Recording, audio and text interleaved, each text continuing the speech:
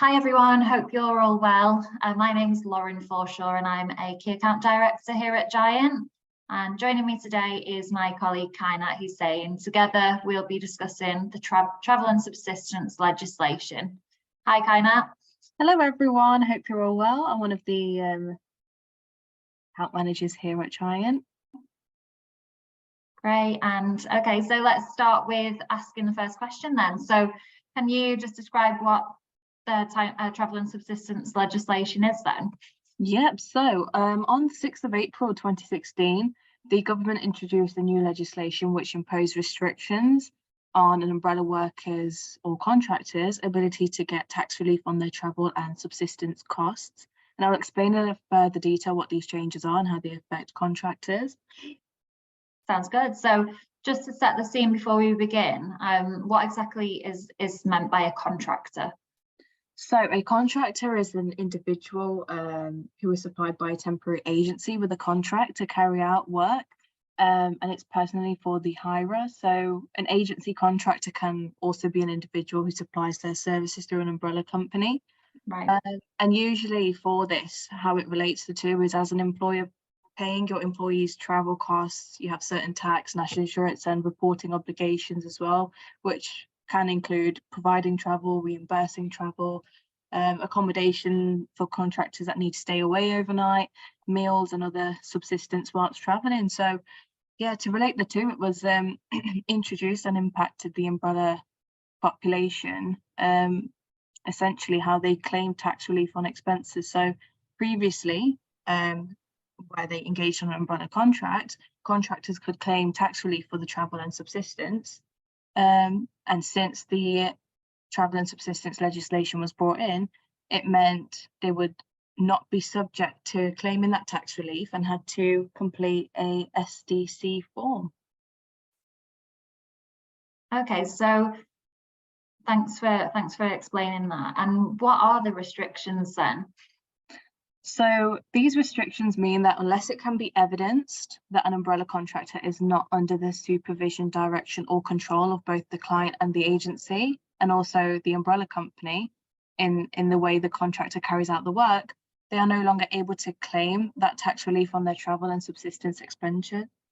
Right, so as a contractor, what if I've never claimed before?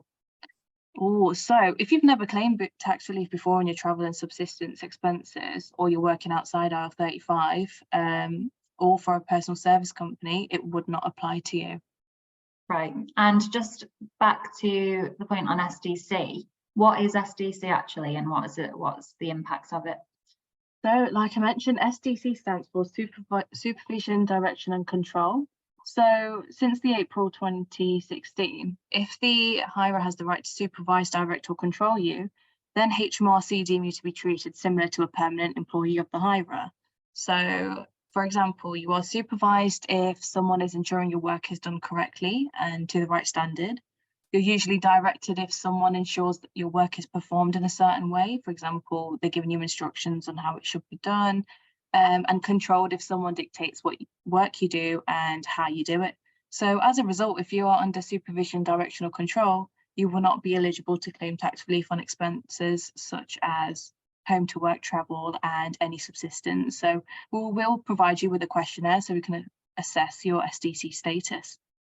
Makes sense. Okay, so how does Giant support that then? So like I mentioned, we provide an SDC test to ensure that the right type of contractors can claim the tax relief, which will be determined by your SDC status. And that test will essentially show if you are supervised, directed or controlled in the way you carry out your work. So just on that as well, if you do fall outside SDC, we will provide contractors added value and perks about Giant Advantage, private pensions, etc., which means you can all enjoy the benefits of continuous employment with all the advantages of being a contractor. And all workers can claim a number of expenses such as site-to-site travel, eye tests, professional subscriptions, tools and equipment, training, etc. So if you fall outside SDC, which means you are not supervised, directed or controlled at work, you can claim for the following that I just spoke about, and also home to work travel as well. You will need to complete the SDC test, once you are employed by Giant to determine if you fall inside or outside that SDC. Great. Yeah, understand. Yeah, perfect. So for more support and to reach out to our welcome team, you can call 0330 024 0946, or you can give myself a call on 0207 167 4570 if anyone has any questions. That's great. Thanks, Kainat. Thanks, Lauren. Bye. Bye.